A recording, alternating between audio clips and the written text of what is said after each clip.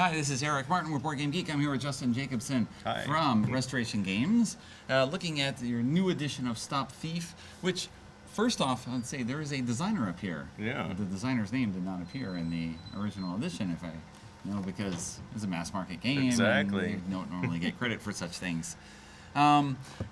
I should mention it too, right? Dr. Robert Doyle. He's actually a pretty amazing guy. He was a legit rocket scientist with NASA before he started doing this. He invented the Merlin.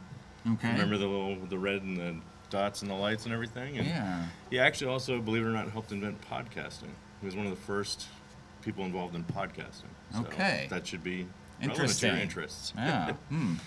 And so you have taken Stop Thief, which is, a classic game, at least from what I remember from Right. when I was a child, and reworked it.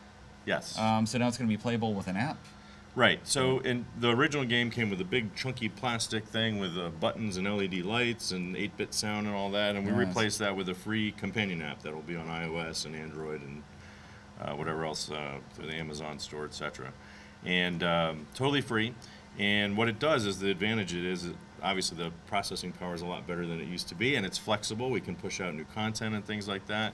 Have different play modes and all sorts of things. So. Just by way of background, people don't know the game.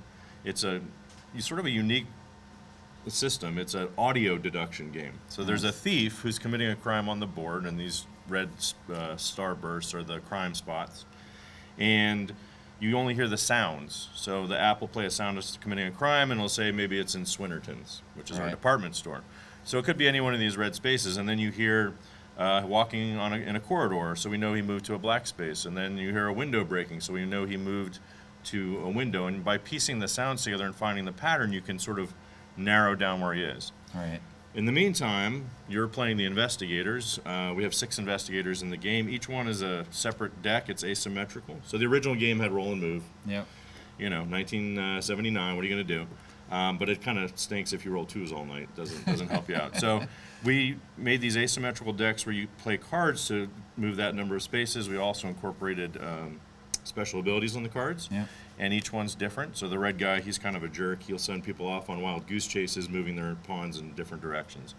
But you're moving around, your pawn on the board, moving around, trying to move in to get to where you think the thief is, and then you make the arrest. And we have 12 different thieves in the game. They also have special abilities, is something we added. Some of them are in effect while the thief is at large, affecting, maybe you have to pay to get a tip instead of having it be for free. And then some have effects when they're captured. So. All right. You should show them here. And you get reward money if you capture the thief, and depending on how many players there are, if you get enough reward money, you win the game. But so as I was saying, with the app, we can do different versions. So we're looking. I should mention, by the way, this is on Kickstarter now.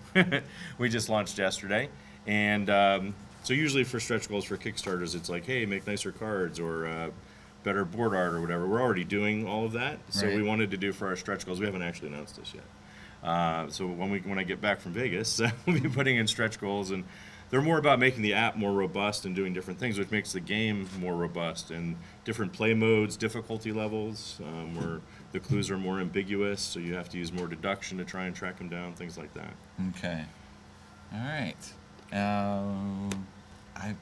Fond memories of it. So it'd be interesting just to see. Talked with Rob Davio a little bit, who's helping to update and redesign certain things. So you talked with him about redoing the board.